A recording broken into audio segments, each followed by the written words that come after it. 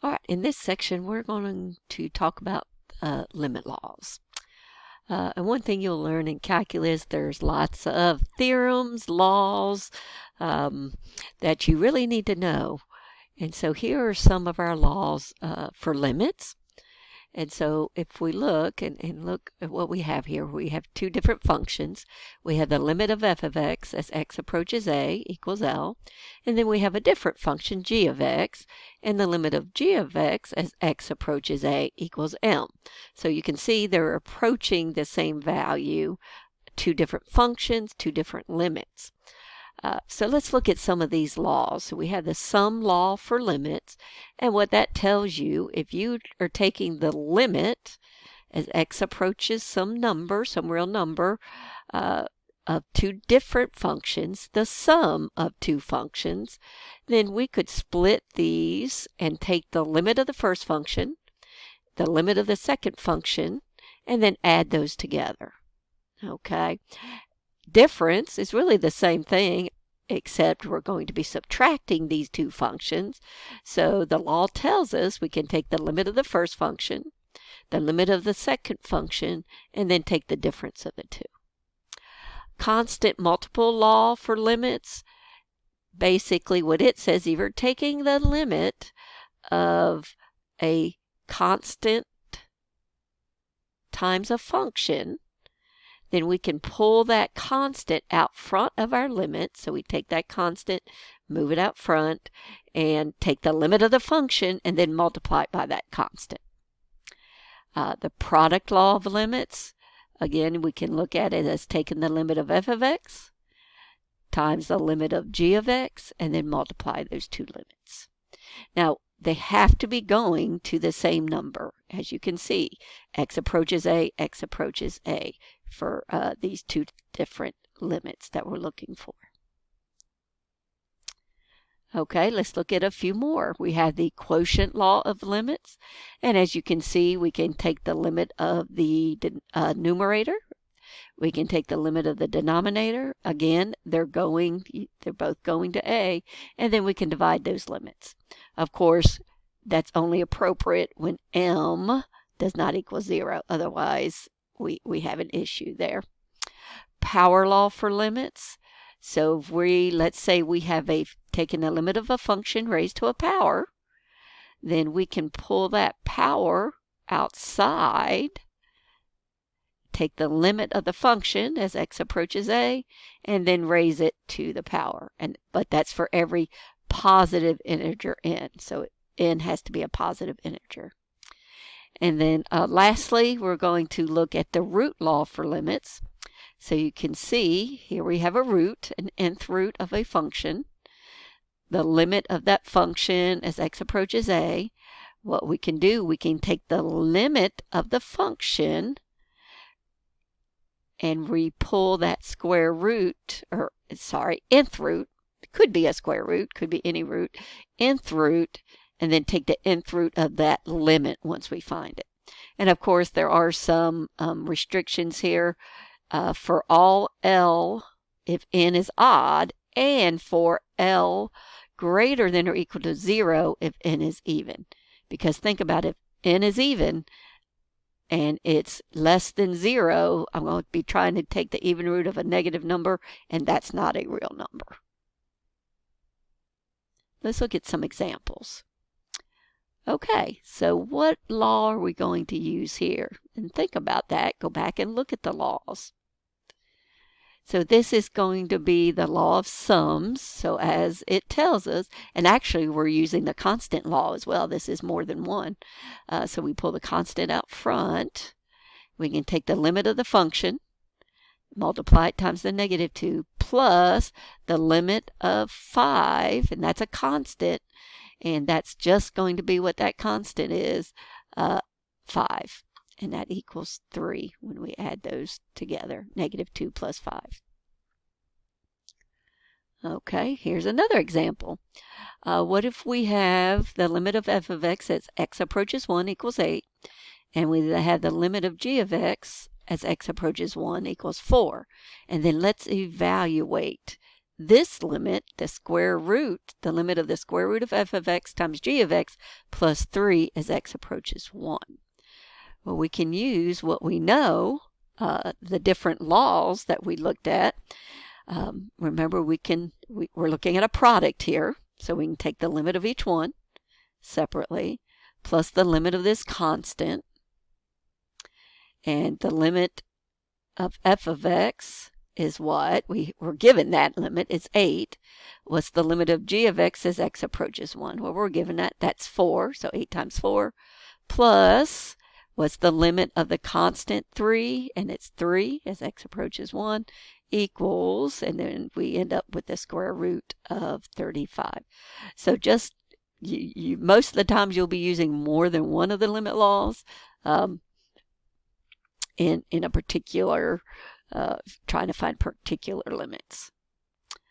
All right, limits of polynomial and rational functions. So polynomial, rational, we know are fractions. So let p of x and q of x be polynomial functions. Let a be a real number. Then, if we take the limit of the polynomial, limit of p of x as x approaches a, that equals the limit of p of a. And look at our rational function here. If we take the limit of this rational function, p of x over q of x, as x approaches a, and then we would have p of a over q of a. So basically what we're doing here, we're substituting. We're taking whatever this value is and we're putting it into that function and seeing what we get. Of course, for the quotient or the rational function we're working with, the q of a cannot equal 0. We can't divide by 0. Okay, so let's look at this example. So let's evaluate this limit. Okay, so what we're going to do, according to what we're given, we're going to substitute our 3 in. So always, when you're looking for a limit, substitute and see what happens. So when I substitute 3 in, I get 10 in the numerator, 19 in the denominator. So if our answer is a real number, that's our limit. Now, the answer is not a real number, then we have some other things we'll have to do for those cases.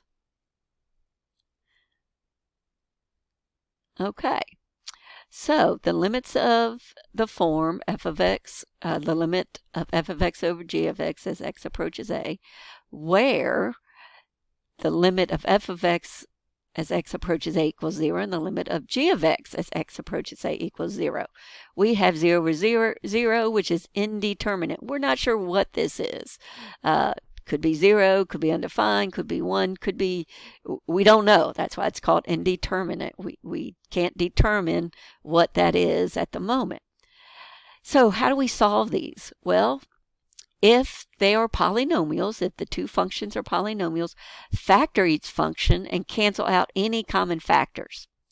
If the numerator denominator contains a difference involving a square root, we should try multiplying the numerator and denominator by the conjugate of the expression involving the square root.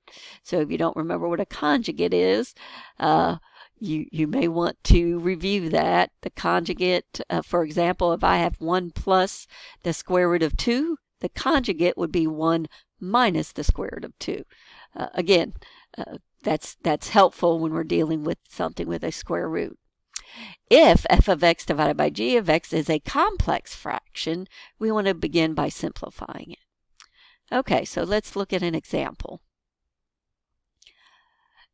Evaluate the limit of 3t squared minus 7t plus 2 over 2 minus t. Well, if you do direct substitution, we end up getting a 0 in the denominator, right? On the top, let's see, that would be 212 minus 14. I think it looks like it'd be 0 over 0. So either way, the 0 in the denominator, we have a problem. So what we're going to do, we're going to want to factor this. So that's what we did here. We factored the numerator, and it's almost exactly the same. So what we can do, we can factor a negative out of this denominator and end up with the t minus 2, and those are going to cancel out. But don't forget that negative right there. Then substitute again.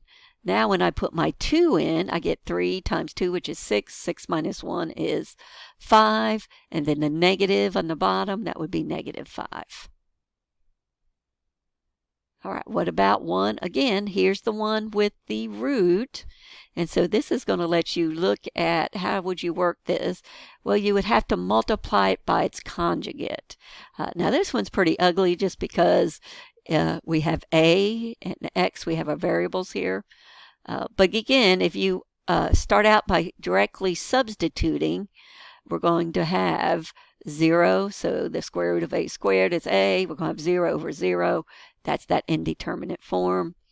So we want to see if we can factor or what we can do. Well, since this has a square root, factoring's not helping us.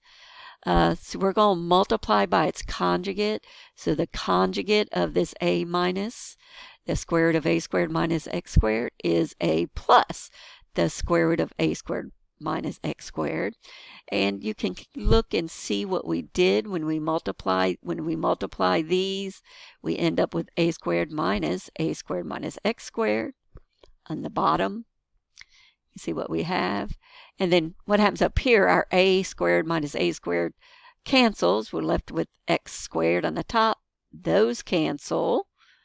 And then we're left with our a plus square root of a squared minus x.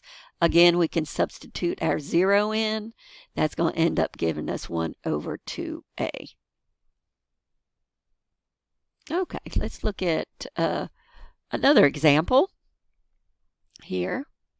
And so now this is a complex fraction. And this one's going to get pretty ugly.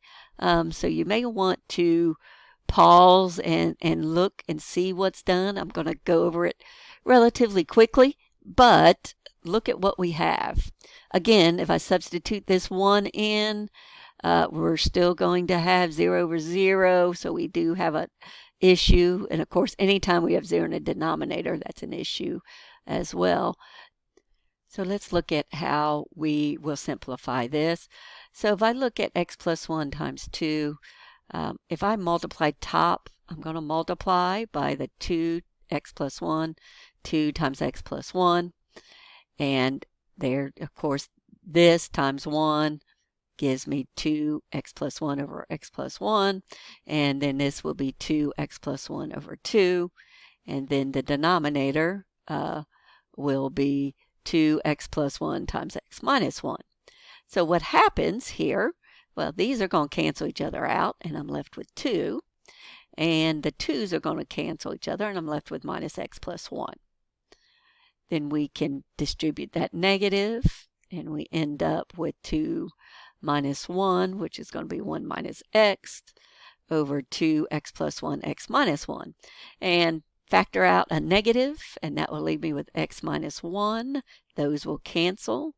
So I end up having negative 1 over 2 times x plus 1.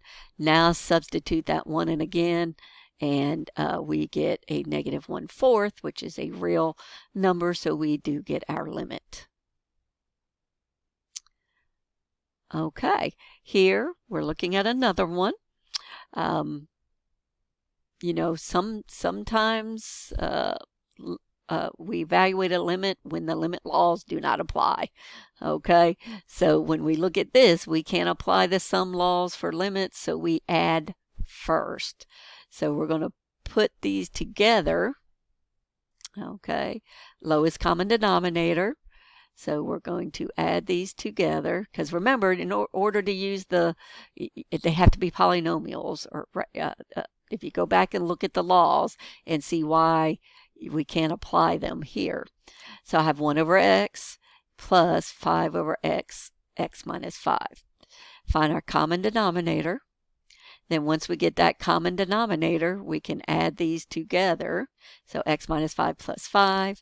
That's going to end up being x over x, x minus 5. Those cancel. Substitute again, and we end up with negative 1/5. All right, let's look at one more example in this video. Evaluating two-sided limits using limit laws. So let's look at what we have here. for f of x, so this is a piecewise function, if you can remember from algebra. When x is less than 2, we're looking at 4x minus 3. When x is greater than or equal to 2, we're looking at x minus 3 squared. So we're going to evaluate the limit from the left and the limit from the right, and then see what our limit is. And remember, they have to go to the same place in order for it to exist. So if I look at the function 2 from the left, we need to figure out which one are we looking at. Well, that would be, we would use the first function because x less than 2, that's coming from the left. Okay, which is 4x minus 3, substitute 2 in, we get 5. Now from the right, which is going to be this bottom function, x is greater than or equal to 2, so that would be coming from the right. And you can look, we have them graphed down here, so you can really see well with the picture. As we're coming from the right, what's my limit? And we can plug 2 in, and we end up getting a 1. And of course, we can see that from our graph as well. And remember, if these two are not the same, the limit does not exist. So therefore, the limit does not exist for this particular function.